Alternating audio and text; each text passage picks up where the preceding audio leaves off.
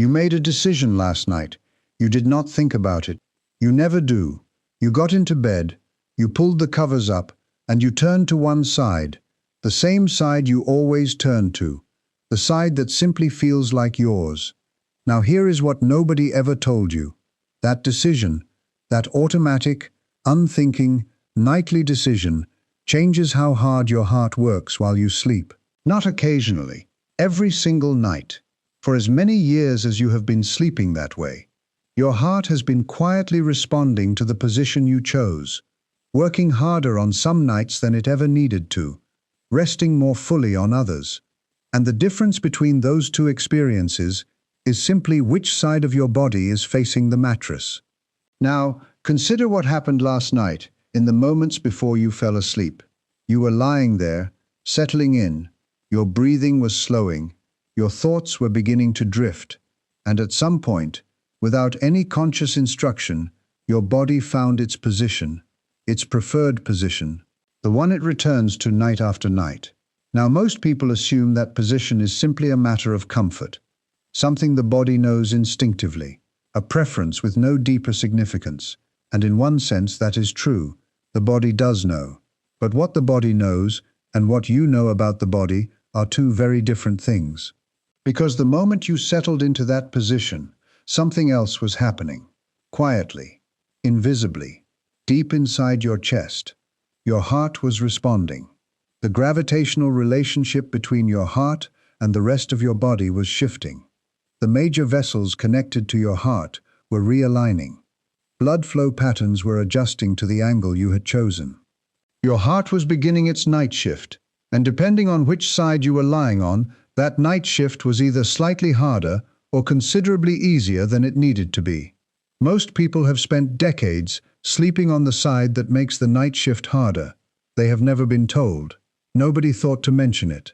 Let us start with something that surprises most people. Your heart is not in the center of your chest.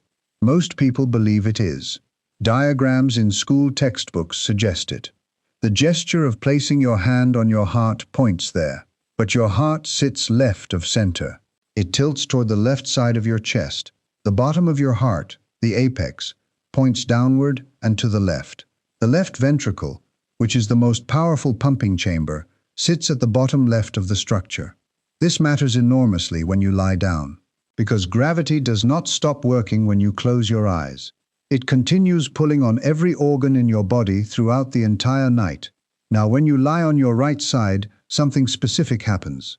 Gravity pulls your heart toward the right. The heart shifts within its sac. That sac is called the pericardium. The pericardium is a fluid-filled membrane that surrounds and protects your heart. It allows the heart to move slightly within the chest cavity. And when you lie on your right side, the heart moves toward that side under gravitational pull. This shift is small, but its effect on the heart's electrical conduction system is measurable. In 1998, Dr. Poul Erik Bloch Thomsen and colleagues published research in the Journal of the American College of Cardiology. Their team studied cardiac position changes across different sleeping positions. They measured the electrical activity of the heart in each position. What they found was clear. Lying on the right side increased the frequency of ectopic heartbeats. Ectopic heartbeats are irregular heartbeats that originate from the wrong location within the heart. They occur when the heart's normal electrical pathway is disrupted. Right-side sleeping shifted the heart's position enough to alter that pathway measurably.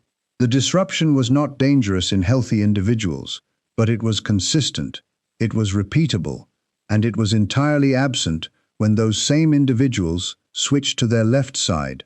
The left side showed significantly fewer ectopic events, measurably fewer, across every subject in the study. Night after night, the position of the heart within the chest was changing its electrical behavior, and the only variable was which side of the body was facing the mattress. In the early 1800s, a surgeon named John Hunter was one of the most respected physicians in London. He was tireless, meticulous, deeply devoted to understanding the human body in ways that most of his contemporaries were not. He spent decades observing patients, listening to them describe their symptoms with a level of attention that was unusual for his time. And over those decades, he began to notice a pattern. Patients with heart conditions consistently reported something specific. They felt worse when they slept on their right side. Palpitations, a sense of pressure behind the sternum. Breathlessness that arrived in the night and eased when they turned over. Hunter listened to these accounts carefully. He did not dismiss them as anxiety. He did not attribute them to imagination. He took them seriously, and he drew a conclusion from them. The left side relieved the heart of something. The right side added to its burden. He began recommending left-side sleeping to his cardiac patients, not as a theory, as a clinical instruction based on what he had observed. He also practiced it himself. He slept on his left side every night. His colleagues found this notable. Some found it eccentric. Hunter had no electrocardiogram to measure what he was observing, no imaging technology to show the heart's position in each sleeping posture, no research institution funding his inquiry. He had consulting rooms lit by candlelight and patients willing to describe what they felt. That was his laboratory. And from that laboratory he drew a conclusion that took organized science another 2 centuries to confirm. John Hunter died in 1793. He never saw the instruments that would eventually prove what his patients had been telling him. But in clinics across London in the early 1800s, he was already telling people to sleep on their left side, because the body already knew. It had always known. It simply needed someone willing to listen to it. Now I want to take you deeper into what is actually happening inside the chest when you lie on your right side, because there are 2 separate mechanisms at work, and understanding both of them changes how you think about this permanently. The first involves the aorta. The aorta is the largest artery in the human body.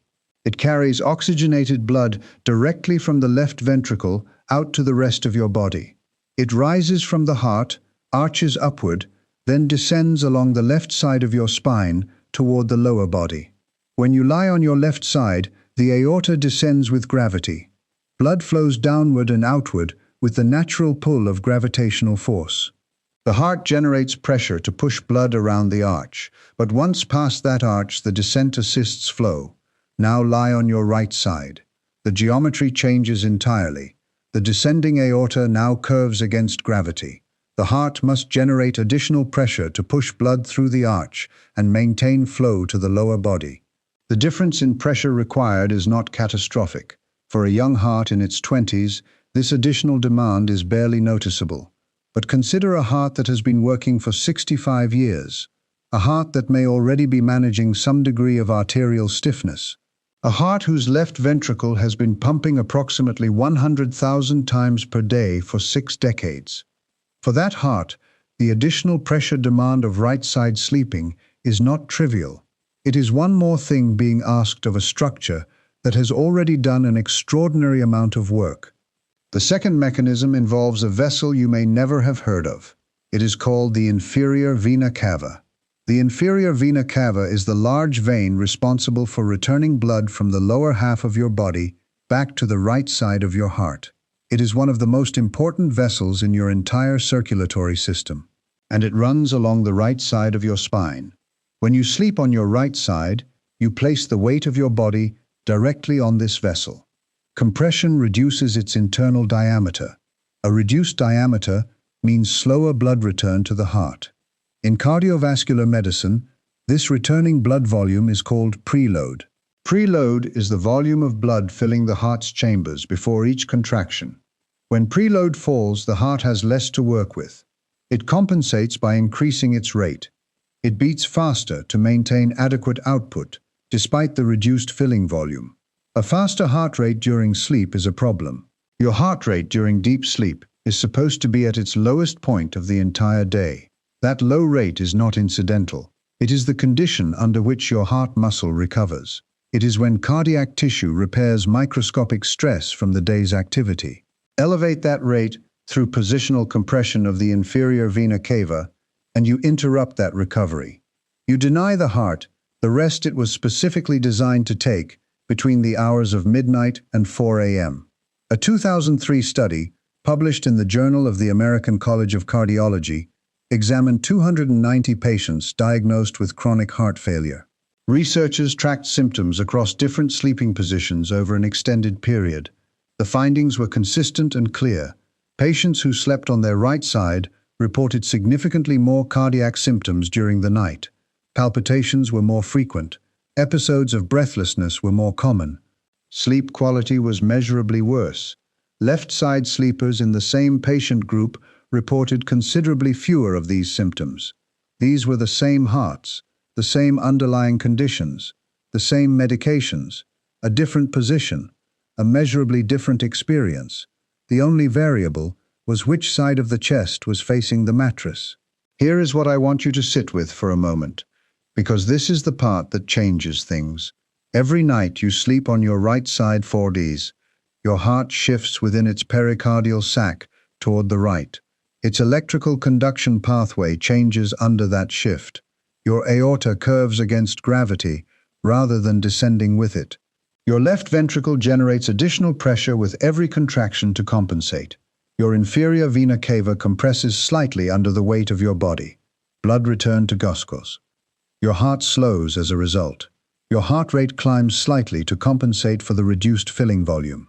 And all of this happens while you are completely unconscious, while you feel nothing, while you believe you are simply resting.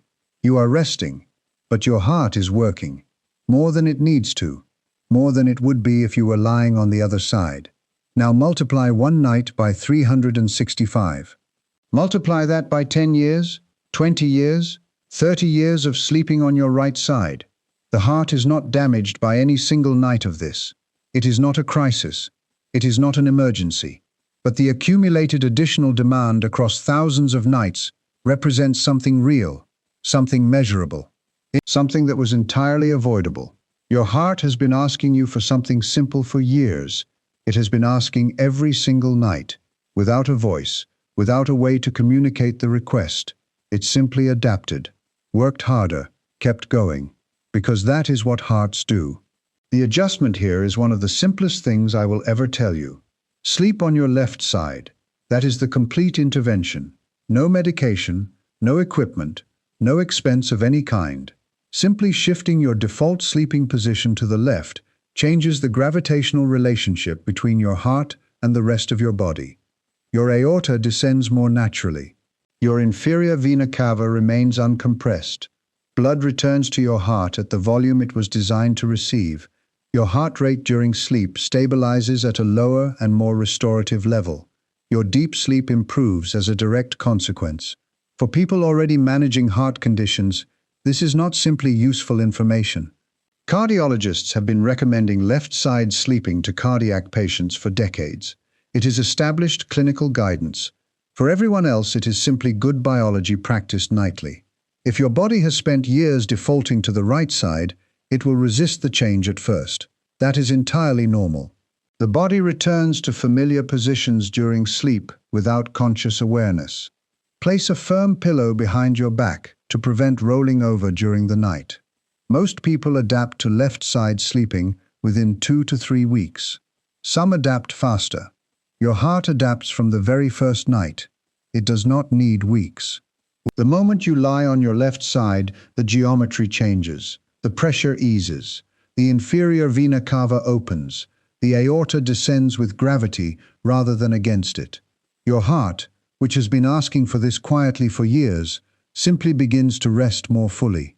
Starting the very first night, you give it the chance. John Hunter was standing in candlelit consulting rooms in the early 1800s, listening to his patients describe what their bodies felt. He had no instruments, no journals, no research funding. He had only the accounts of men and women telling him honestly what happened to their hearts during the night. And he believed them. He drew a conclusion that took science 200 years to confirm, with electrocardiograms and cardiac imaging and controlled clinical studies involving hundreds of patients. The conclusion was the same one his patients already knew. The left side is where the heart rests, the right side is where it works. 200 years of increasingly sophisticated science arrived at the same place Hunter arrived by simply listening. The body was never confused about this. It knew the difference between one side and the other. It felt the difference every night. It simply had no way to tell you clearly. Now it has. Your heart has one simple request. Give it the left side tonight.